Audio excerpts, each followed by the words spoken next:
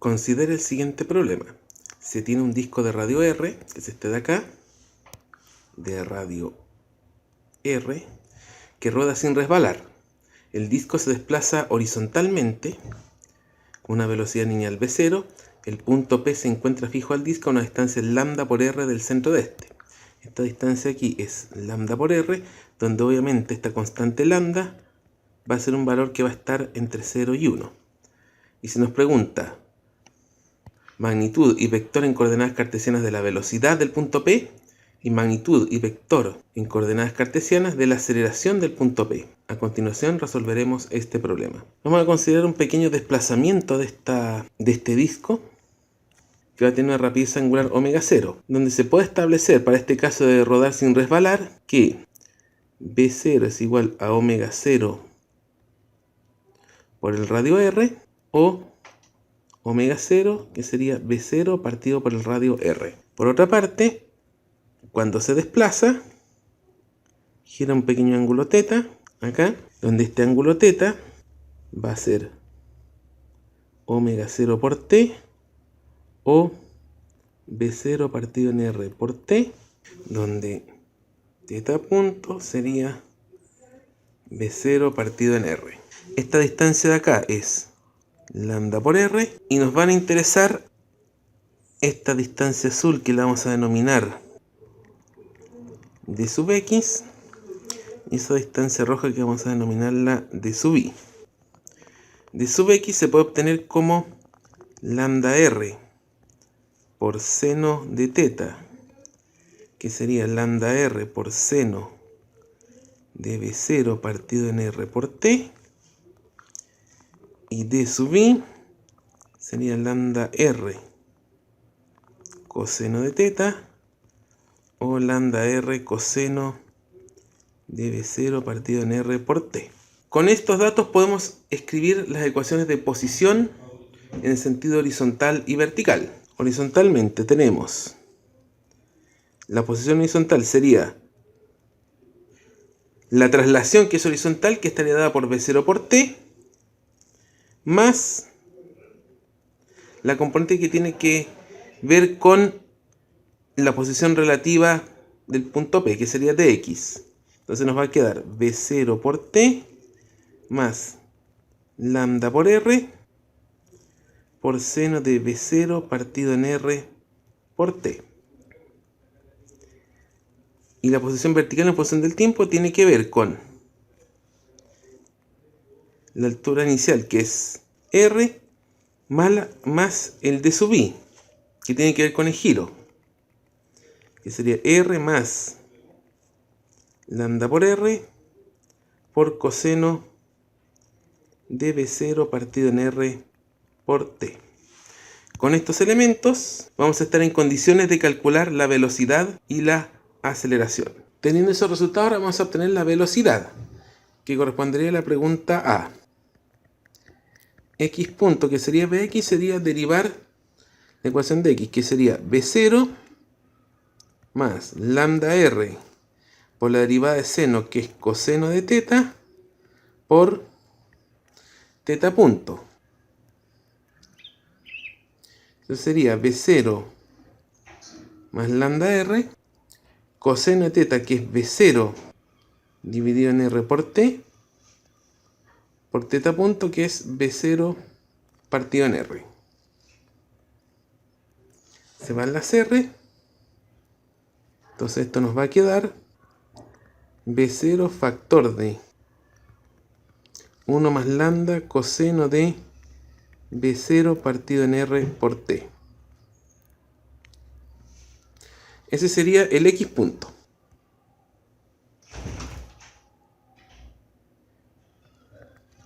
El y punto sería la velocidad y. El primero es constante, por lo tanto pasa a ser 0. Por lo tanto nos va a quedar lambda r por la derivada de coseno, que es menos seno de θ, por θ punto. Sería menos lambda r por seno de v0 partido en r por t, por v0 partido en r, se van las r, por lo tanto esto nos va a quedar menos lambda v0 seno de B0 partido en R por T. Por lo tanto, la velocidad en función del tiempo pasaría a ser B0 factor de 1 más lambda coseno de B0 partido en R por T. X tongo menos lambda B0 seno de B0 partido en R por T y tongo. Ese sería el vector velocidad. Y la magnitud del vector velocidad sería la raíz de B0 al cuadrado factor de 1 más lambda coseno de B0 partido en RT al cuadrado más B0 al cuadrado lambda al cuadrado seno al cuadrado de B0 partido en R por T. Desarrollemos un poco esto, sale el B0 afuera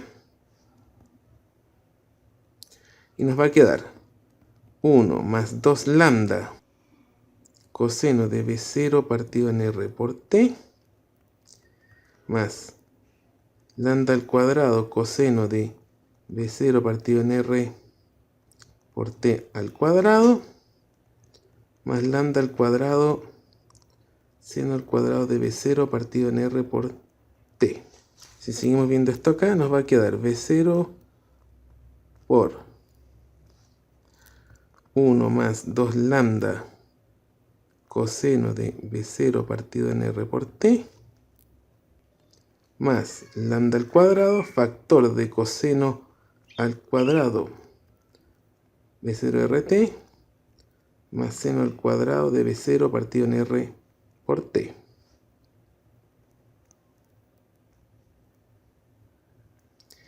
Y esto de acá es 1. Por lo tanto, esta magnitud nos va a quedar finalmente B0 raíz de 1 más lambda al cuadrado más 2 lambda coseno de B0 partido en R por T. Esa sería la magnitud de la velocidad. Y con eso damos por respondida la pregunta A. Ahora vamos a entrar a calcular la aceleración, que sería la pregunta C. La componente X de la aceleración, que sería la primera derivada de la componente X de la velocidad, que eso nos daría lo siguiente. Al derivar esta, B0 por lambda, la derivada de coseno, que es menos seno de B0 partido en R por T, por B0 partido en R, y esto nos llevaría a menos B0 al cuadrado lambda partido en R por seno de B0 partido en R por T. Con eso tenemos la sub X.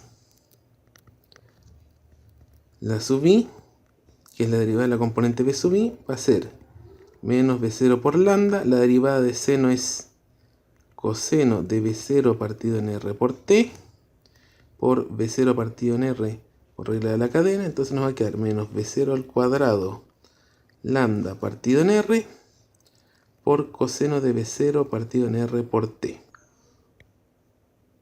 Con eso tenemos la componente I. Nos va a quedar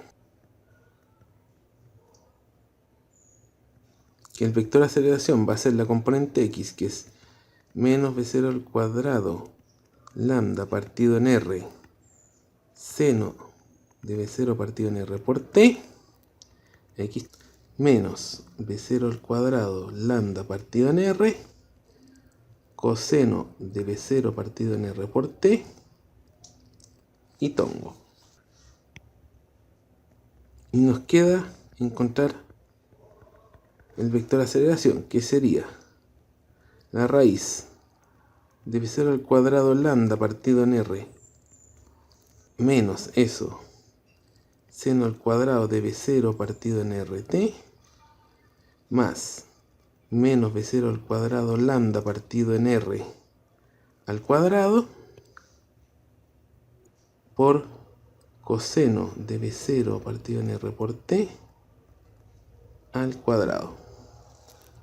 Al factorizar nos va a quedar b0 al cuadrado lambda partido en r afuera, y adentro nos queda seno al cuadrado de b0 partido en r por t, más coseno al cuadrado de b0 partido en r por t, y esto como identidad es 1, por lo tanto el resultado final va a ser b0 al cuadrado por lambda partido en r.